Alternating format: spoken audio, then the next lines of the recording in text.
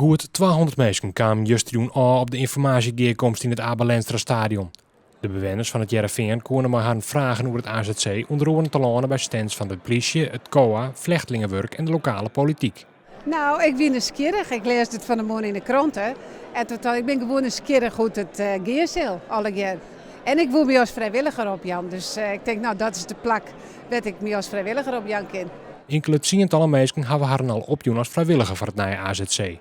Doch zijn er genoeg mensen die het nooit hebben over het asielziekencentrum.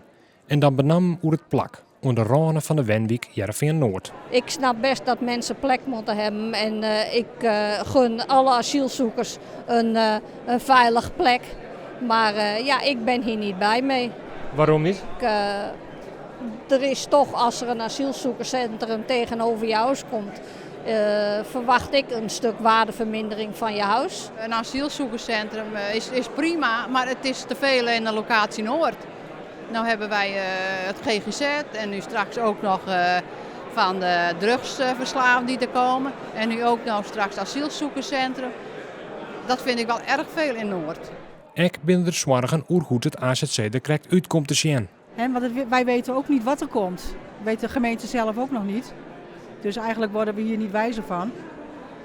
Maar het is dus wel het aanzien van Heerenveen. Burgemeester Van der Zwan denkt dat het wel tafelen zal maar de oerlijst van de week. Het nieuwe AZC komt op een plek dat geen directe bewenning omheen zit.